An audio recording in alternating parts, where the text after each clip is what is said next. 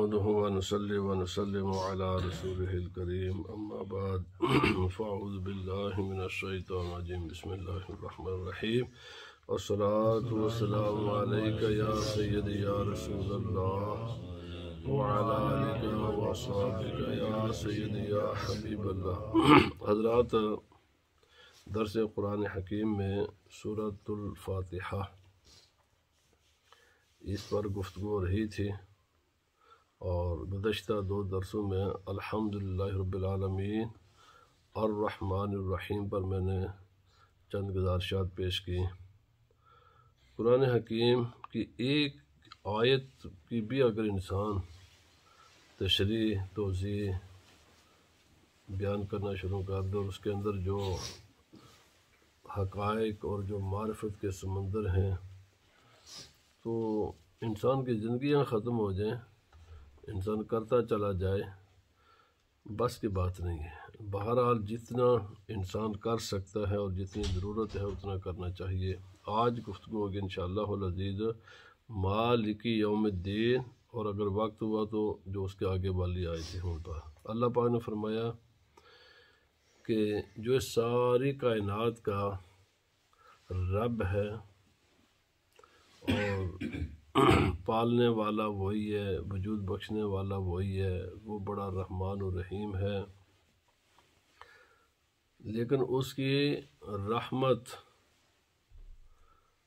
पर अगर तुमने सिर्फ रहमत ही को देखा और तुमने अल्लाह रब्बुल इज़्ज़त की हदूद को तोड़ना शुरू कर दिया तो ये भी याद रखना कि वो मालिकी यौमिद्दीन भी है।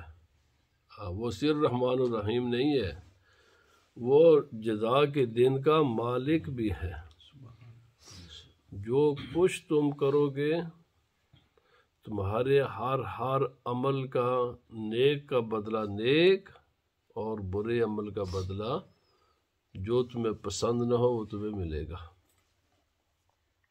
क़यामत का दिन बरहक इस्लाम के बुनियादी अक़ायद में से कोई आदमी दायरा इस्लाम में दाखिल ही नहीं हो सकता जब तक कि उसका ईमान पुख्ता ईमान गैर मुतज़लज़ल ईमान क़यामत पर ना हो कि ये दुनिया जिसमें आज हम हैं एक दिन हमने भी जाना है, ख़त्म होना है, इस दुनिया को छोड़ना है और दुनिया ने बजाते खुद भी ख़त्म होना है।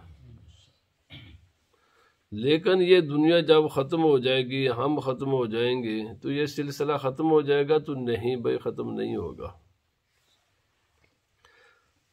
अल्लाह रब्बुल इज़्ज़त हमें दोबारा उठाएगा कब्रों से और फिर हमारा हिसाब व किताब होगा और फिर हमें हमारे अमाल की जज़ा भी दी जाएगी। अच्छे अमल की जज़ा अच्छी, बुरे अमल की जज़ा हमारे लिए बुरी।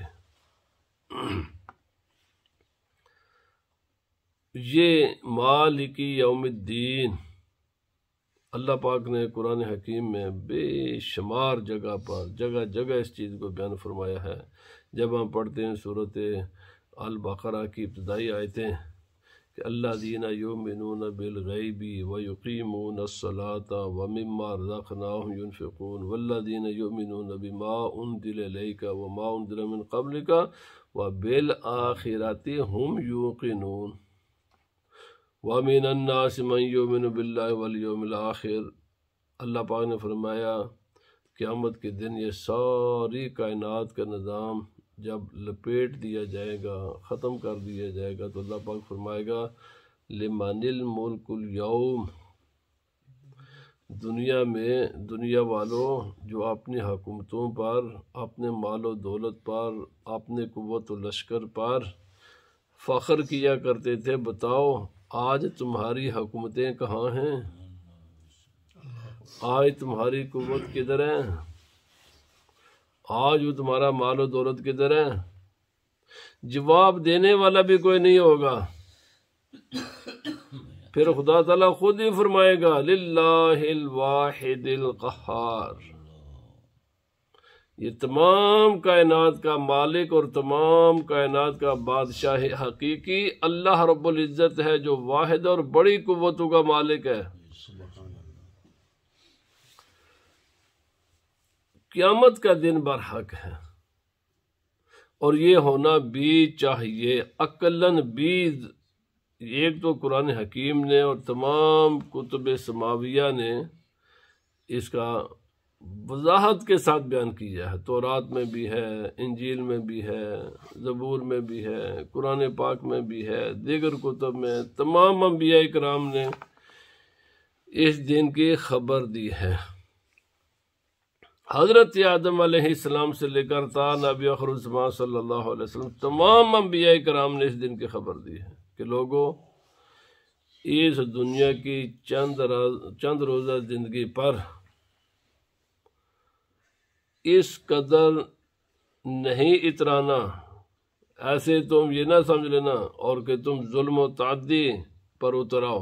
फरमाया तुमने भी ख़त्म होना है, तुम्हारे अमाल ने भी, बल्कि सारी कायनात में ख़त्म होना है।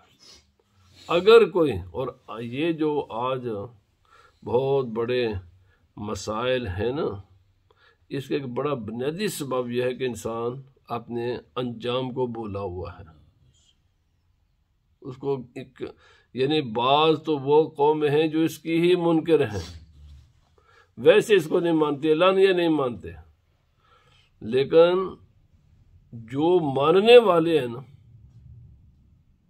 जिनका जो कम अज कम जबान के हद तक दावा करते हैं कि हमारा ईमान है, क्योंकि उसके बगैर वो मुसलमान हो ही नहीं सकते, क्रिश्चियन नहीं हो सकता, यहूदी नहीं हो सकता जब तक इस पर ईमान न लाए, क्योंकि ये मुत्तफ़क़ुन अलैह अक़ीदा है। क्रिश्चियनिटी में, जूडिज़म में और इस्लाम में सबका ईमान है आखिरत पर। लेकिन अमलन हम इसको भूले हुए हैं। याद रखें, ये अक्लन भी ज़रूरी है और ये गफलत का शिकार नहीं होना चाहिए। इंसान को गौर व फिक्र करते रहना चाहिए। क्यों भाई ये अक्लन ज़रूरी क्यों है? ये इसलिए ज़रूरी है कि हर अमल का एक रद्द अमल भी होता है, हर अमल का एक रद्द अमल होता है, हर अमल की एक जज़ा भी होनी चाहिए। इस दुनिया में मुमकिन ही नहीं है जज़ा देना, मुमकिन ही नहीं है, उसकी बेशुमार वजूहात है।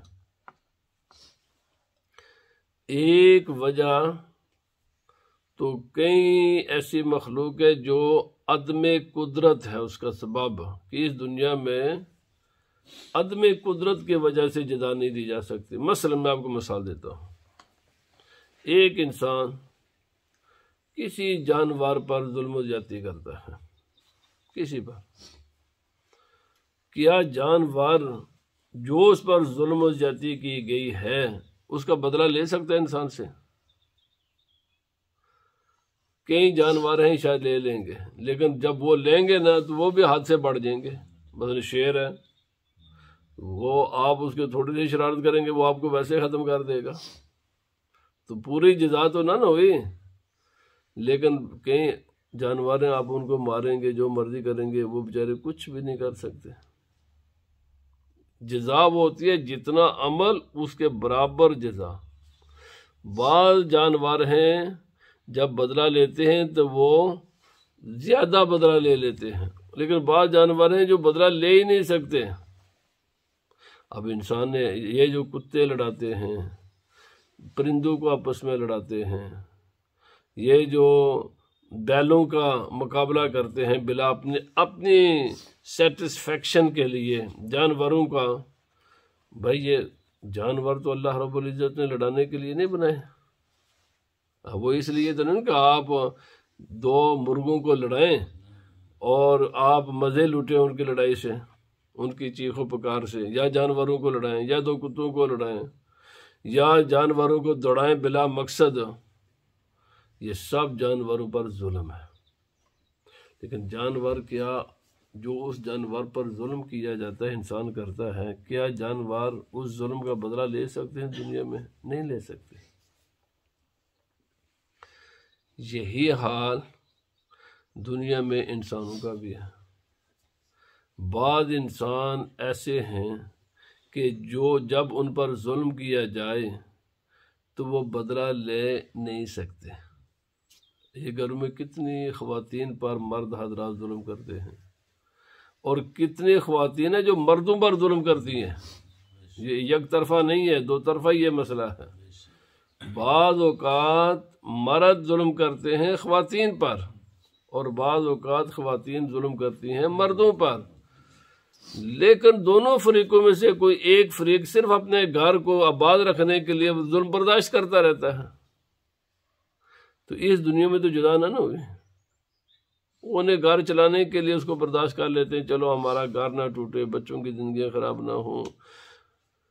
लेकिन इसी तरह बहुत से इस कदर ये हर सोसाइटी में जो बच्चों को लोग मारते हैं, छोटे बच्चों को, और बड़ा बुरा मारते हैं। मैंने चूँकि हमारी सोसाइटी में उतना नहीं है, लेकिन इतना नहीं है। बाद में जब तहकीक देखा तो वेस्टर्न सोसाइटी में तो बच्चों पर बहुत ज़्यादा जुल्म किया जाता है, बहुत ज़्यादा, हद से ज़्यादा किया जाता था, आज भी होता है।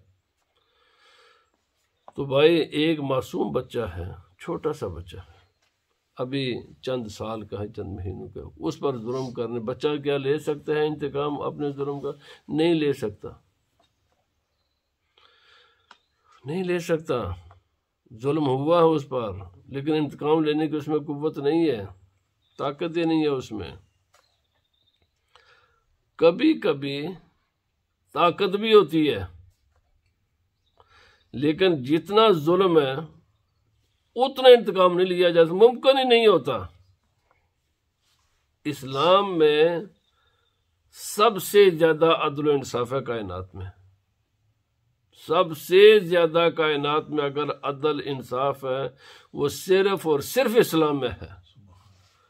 लेकिन मुझे बताएं, एक आदमी किसी को नाहक कत्ल कर देता है तो उसकी सजा क़िसास में कत्ल ही है, लेकिन ये कत्ल की सजा एक के बदले में है। लेकिन अगर वो 100 को कत्ल कर दे तो क्या किया जाएगा? 100 की सजा भी उतनी है जितनी एक के कत्ल की सजा है। तो भाई जाहिर बात है जुर्म तो बड़ा है, लेकिन सजा जुर्म के मुताबिक देना मुमकिन ही नहीं है, क्योंकि जुर्म, अच्छा कितने लोग हैं जिन्होंने एक इंसान लाखों इंसानों को कत्ल कर देता है? कितने हुए नहीं है?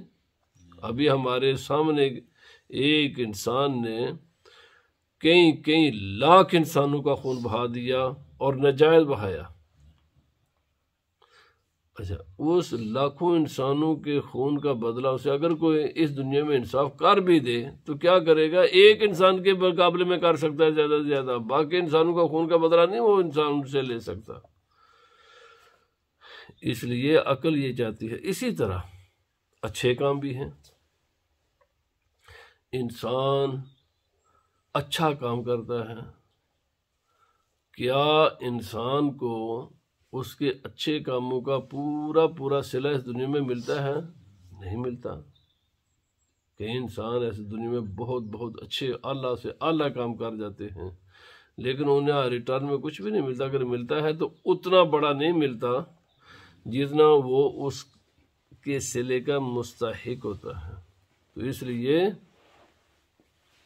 ये ज़रूरी है कि एक दिन हो कि जिस दिन ये कायनात का, अच्छा ज़ाहिर बात है ये अदल व इंसाफ का निज़ाम कायम हो नहीं सकता जब तक ये पूरे निज़ाम को पहले ख़त्म ना कर दिया जाए, क्योंकि अमाल का सिला देना है। तो अमाल तो जारी हैं, वो तो ख़त्म नहीं होंगे, वो तो तभी होंगे ना कि जब ये सारा निज़ाम लपेट दिया जाए। तो होगा क्या कि पहले इस पूरे निज़ाम को लपेट दिया जाएगा सबको, उसके बाद ये कायनात का सिलसिला ख़त्म करके उसके बाद कोई अमल नहीं है। अमाल इसी दुनिया में है, नेकी भी इसी दुनिया में है, बुराई भी इसी दुनिया में है। अब जो कोई भी नेकी करने वाला, मैं आपको बताऊं, जिस इंसान ने कोई भी नेक अमल किया, सबसे पहले जो भी उस रास्ते पर चलता रहेगा उस इंसान को भी नेक अमल का सवाब मिलता है, लेकिन जो पहले है ना, तमाम का मजमूई सवाब उसको मिलेगा। और जो गुनाह करते, इसीलिए रसूलुल्लाह सल्लल्लाहु अलैहि वसल्लम फरमाया ना, जितने भी कायनात में कत्ल होंगे ना हक, हर कातिल को सजा होगी, लेकिन उन तमाम की मजमूई सजा के बराबर काबिल को होगी, क्योंकि वो पहला इंसान है। ये जितनी नमाजें, रोजे, हज, ज़कात, जो कुछ भी नेकियां होती हैं, इन तमाम नेकियों का सवाब करने वालों को भी अल्लाह ताला फरमाएगा, लेकिन तमाम की नेकियों का मजमूई सवाब अल्लाह ताला रसूलुल्लाह सल्लल्लाहु अलैहि वसल्लम को अता फरमाएगा। वलल आखिरतु खैरुल लका मिनल ऊला, कुरान पाक में अल्लाह पाक ने फरमाया आपका हर दिन पहले दिन से बेहतर होगा। क्यों? दुनिया में अमल नेक हो रहे हैं, नमाजें पढ़ रहे हैं, अल्हम्दुलिल्लाह भी हमने नमाज पढ़ी है। अगर रसूल खुदा सल्लल्लाहु अलैहि वसल्लम इस कायनात में तशरीफ़ ना लाते तो हमें नमाज का इल्म होता ना होता। ज़ाहिर बात है, सरकार ने हमें अल्लाह रब्बुल इज़्ज़त की बारगाह में इबादत करने का ये तरीका सीखा। अब क़यामत तक जो नमाज पढ़ेगा ना, तो जहाँ पर उस नमाजी को अल्लाह रब्बुल इज़्ज़त सवाब अता फरमाएगा, वहाँ पर उस नमाज का सवाब रसूलुल्लाह सल्लल्लाहु अलैहि वसल्लम को भी अता होगा, क्योंकि आपने हमें बताया। तो इसलिए जब तक इन अमाल का सिलसिला ख़त्म ना कर दिया जाए, मीज़ान अदल कायम नहीं हो सकती।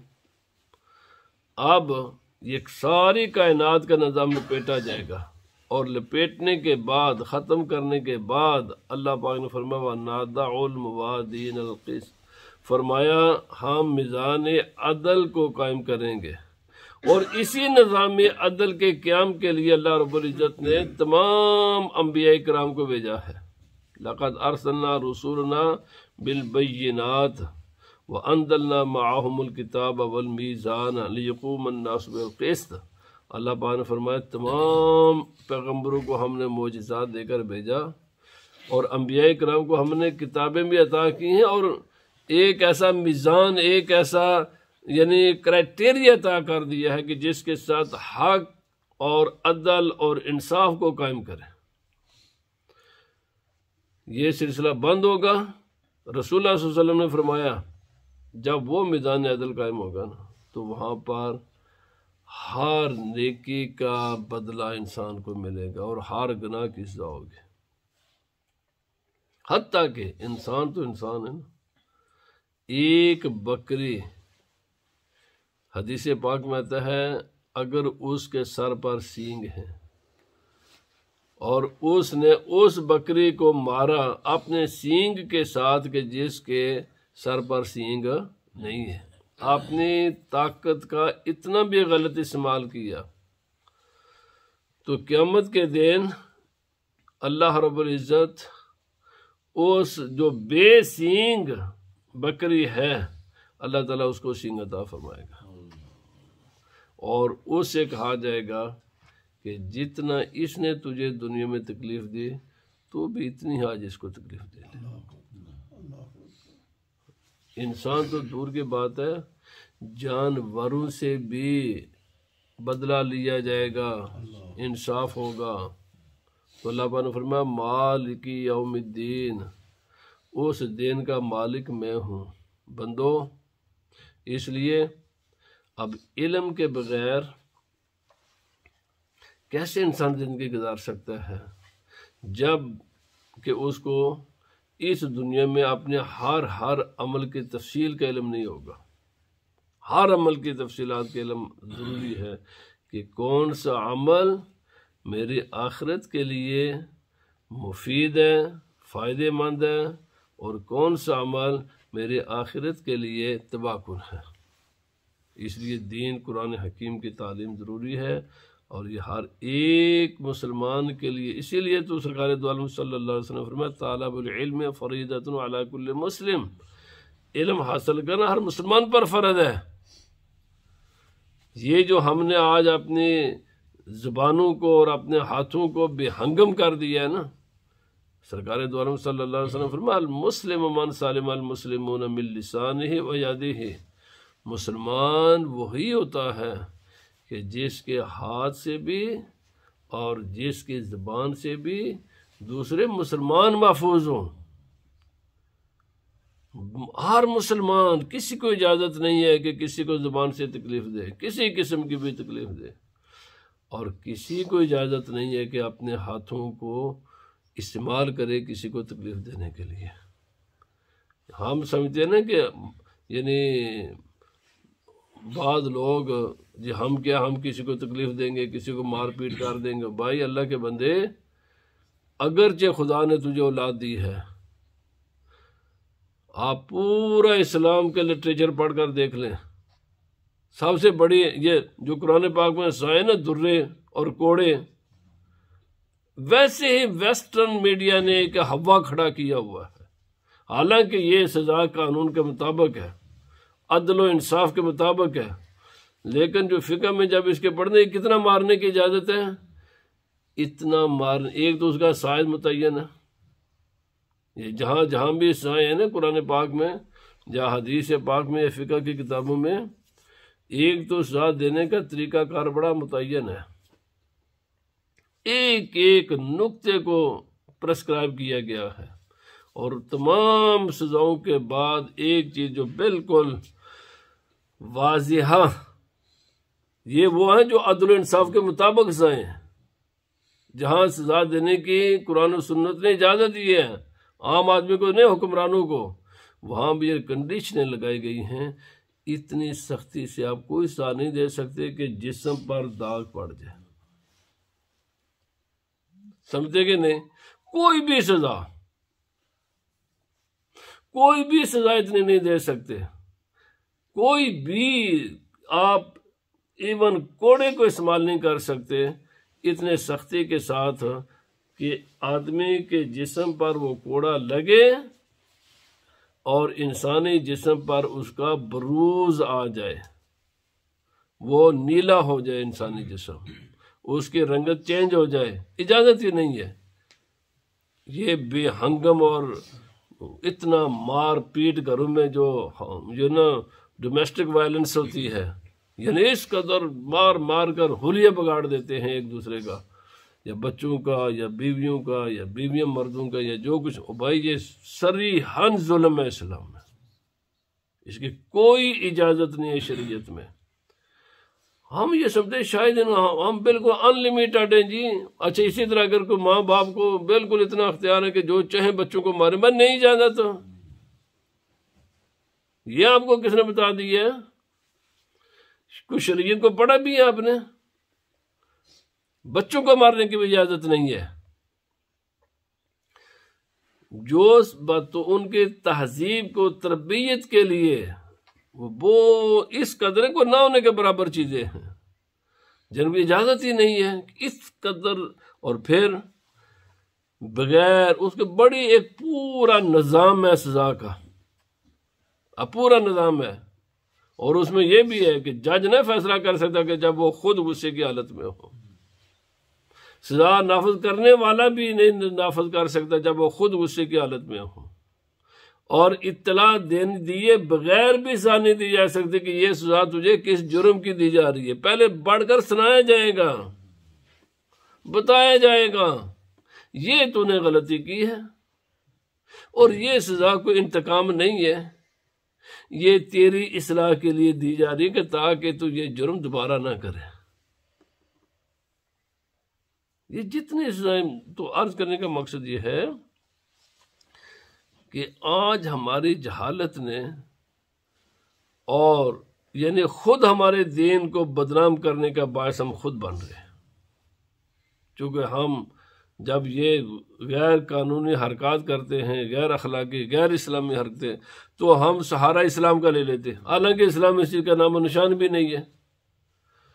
पूरा इस्लाम का लिटरेचर पढ़कर देख लो, पूरा लिटरेचर पढ़कर देख लो, अव्वल ता आखिर, चाहे फिका पढ़ लो, चाहे तसव्वुफ पढ़ लो, चाहे हिस्ट्री पढ़ लो, चाहे कॉन्स्टिट्यूशनल चीज़ें पढ़ लो, कुरान और सुन्नत को पढ़ लो, कुछ भी पढ़ लो,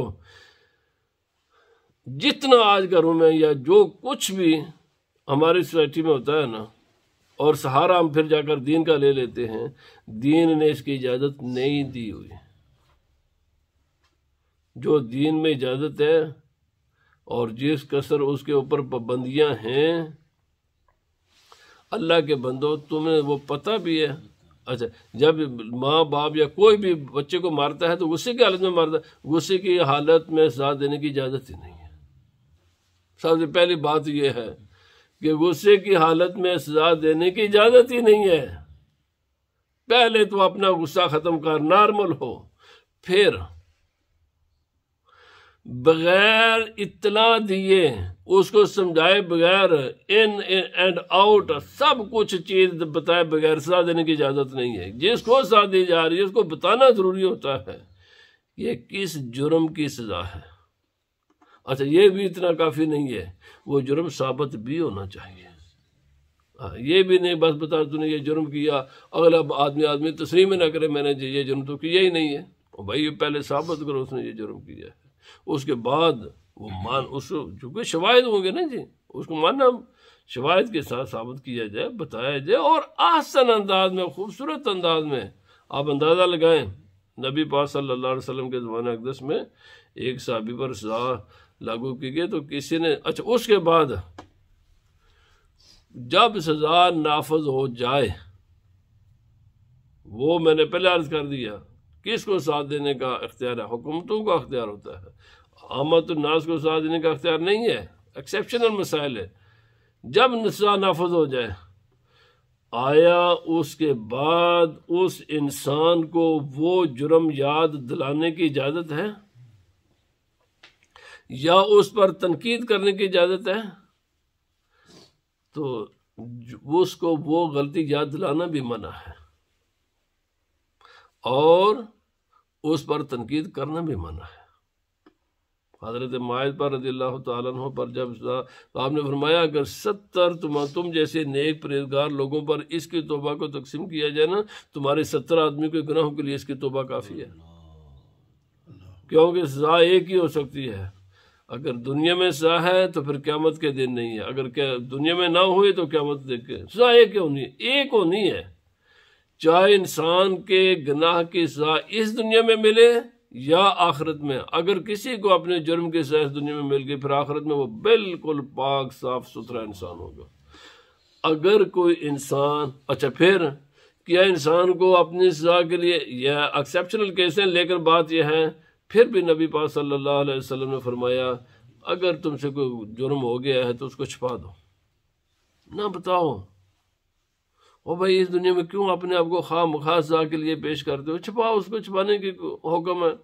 फरमाया क़यामत के दिन हो सकता है अल्लाह तुम्हें माफ़ी कर दे, दुनिया की सज़ा से भी बचाओगे, आखिरत की सज़ा भी बचाओ। वहाँ का तो यकीनी ज़रूरी नहीं कि खामखाई वहाँ सज़ा होगी, लेकिन वहाँ पर नबी वसल्लम की शिफात भी मौजूद है, अल्लाह की अपना करम भी मौजूद है, नबी वसल्लम की शिफात मौजूद है, औलिया अल्लाह की शिफातें हैं, बेशुमार शिफातें हैं। अगर कोई गलती हो गई तो फिर उसको बयान ना करो, छिपाओ ना, न छिपाओ।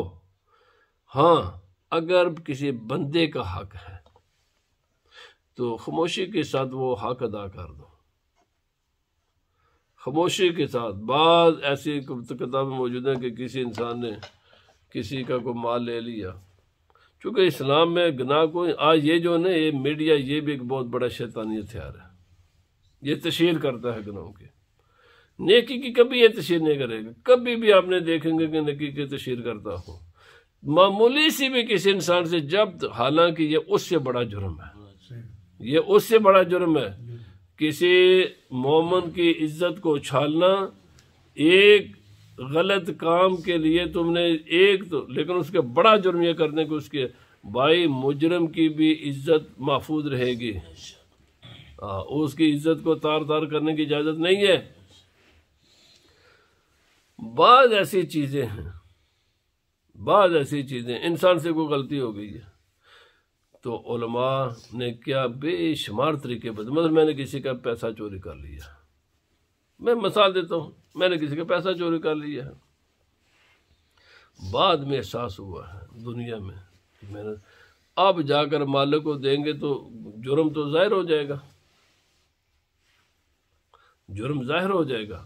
उलमा ने फिर तरीके भी लिखे हैं किताबों में। उसका तरीका ये है कि आप अपना नाम ना लिखें और किसी थैली वगैरह में बंद करें अपना जो का उसका माल है, और लिखने के मैंने ये तेरा माल लिया था, अल्लाह के लिए मुझे माफ़ कर दो, मैं ये तेरा माल तुझे वापस करता हूँ, या उसके घर में फेंक दें। लेकिन उसको इतना देना, ये ना ये किधर से आ गया, बता दें। मैं एक यानी कोई नाम लिख या अपने आप को ना मालूम, तो जितने गुनाह जिसकी अदायगी हो सकती है, आप उस गुनाह को इससे छुपा कर इस दुनिया में तलाफी कर ले। लेकिन कई ऐसे गुनाह हैं जिनकी तलाफी मुमकिन ही नहीं है। मतलब खुदा ना खासा कभी ज़िंदगी में किसी ने शराब पी ली है तो इसकी तलाफी क्या है? कुछ भी नहीं इसकी तलाफी हो सकती। या खुदा ना खासा कोई गुनाह का इर्तिकाब हो गया, हरगिज़ इसको बयान ना करें, किसी को भी ना बताए। क्यों?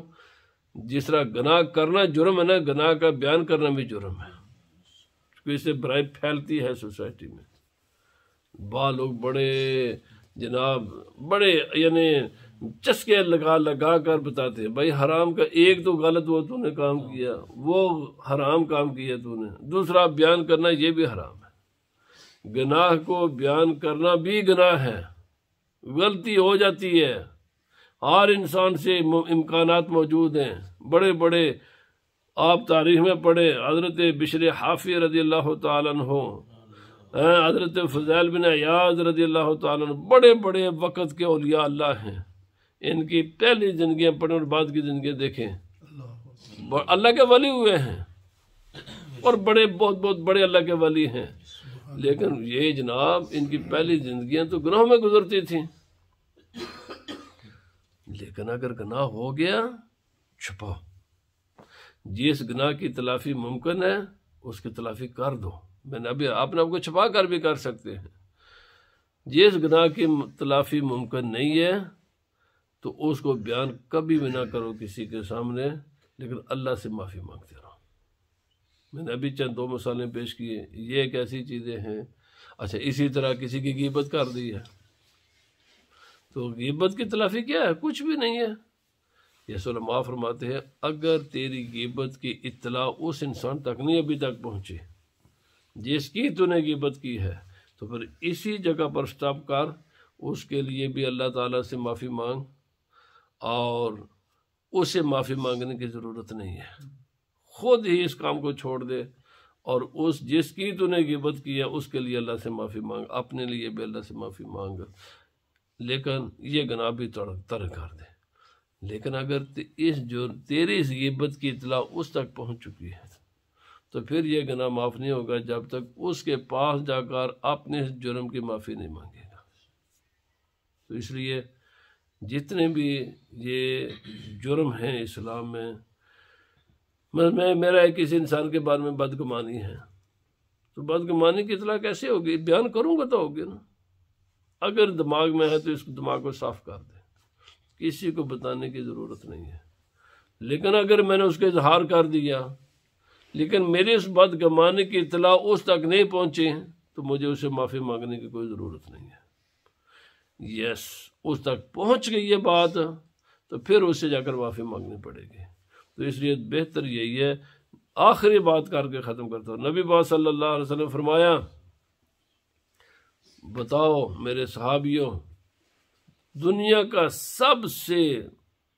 तो नहीं, खैर वैसे आपने फरमाया कि सबसे मुफलिस, गरीब, तंग दस्त, जिसके पास कुछ भी ना हो वो कौन है? तो सहाबा इकराम ने अपने अपने जहन के मुताबिक बताया। आपने फरमाया ये नहीं, फरमाया मुफलिस इंसान कौन है? जो दुनिया में किस्म किस्म की नेकियां भी करता है, नमाजें पढ़े, ज़कात दे, हज करे, रोज़े रखे, बेशुमार कुरान की तिलावत करे, इल्म दीन हासिल करे, हर किस्म की नेकी करता रहे।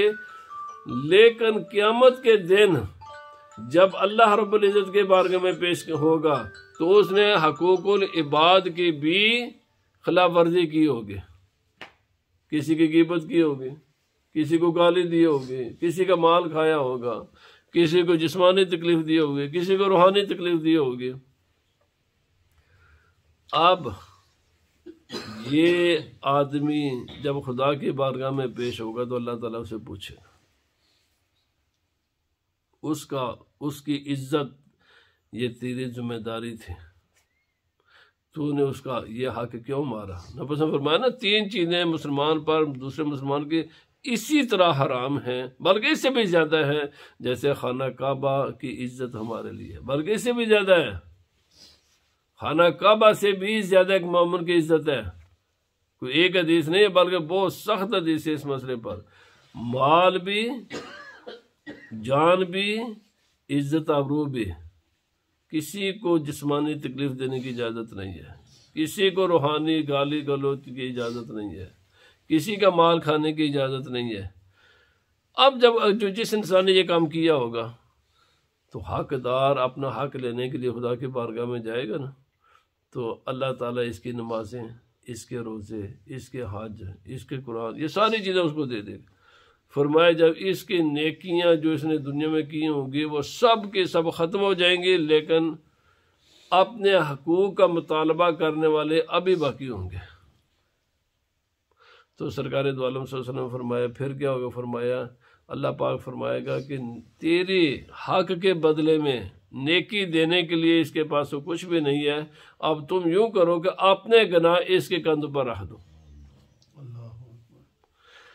फरमाया नेकियां की इसने नफ़ा मिलेगा दूसरे को, और गुनाह किया दूसरे ने अदाब होगा इसको, इसलिए ये मुफलस है।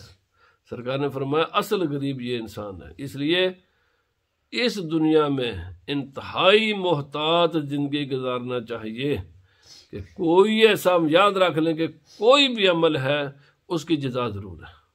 और मालिकी यौमिद्दीन, अल्लाह पाक ने फरमाया मैं ही उस दिन का मालिक हूँ। अमीर गरीब, छोटा बड़ा, मर्द औरत, इंसान जानवर, बाकी खुदा की मखलूक, सब का मालिक मैं ही हूँ। और जिसके साथ भी तूने जुल्म ज्यादती की होगी, हत्ता कि हदीस पाक में आता है, बहुत अरसा मैंने ये पहले हदीस पाक पढ़ी थी कि इंसान जा रहा है ना, रास्ते में की शाख है, वैसे इंसान जोक के तौर पर उस दरख्त की शाख को तोड़ देता है अपने खुशनुदी के लिए। वैसे तो दरख्त हमारे लिए, फरमाया ये भी जुल्म है और इसका भी खुदा पूछेगा। दरख्त की शाख को भी बिला वजह काटने की इजाज़त नहीं है अपने सेटिस्फेक्शन के लिए। क्यों? दरख्त भी अल्लाह के मखलूक है, इनकी भी हिफाजत ज़रूरी है। या तुमने मसवाक बनानी है, इसका इस्तेमाल करना तो काटो, या ये तुम्हें तकलीफ दे रहे तो काट दो, लेकिन जस्ट ओनली जोक, मजाक के लिए, अपने सेटिस्फेक्शन के लिए दरख्त की एक शाख को भी काटने की इजाज़त नहीं है। किसी जानवर को भी बिला वजह मारने की इजाज़त नहीं है, किसी इंसान पर भी जुल्म ज़्यादती करने की इजाज़त नहीं है। अल्लाह पाक मुझे भी आपको भी अमल की तौफीक अता फरमाए। अस्सलातु वस्सलामु अलैका या सय्यद।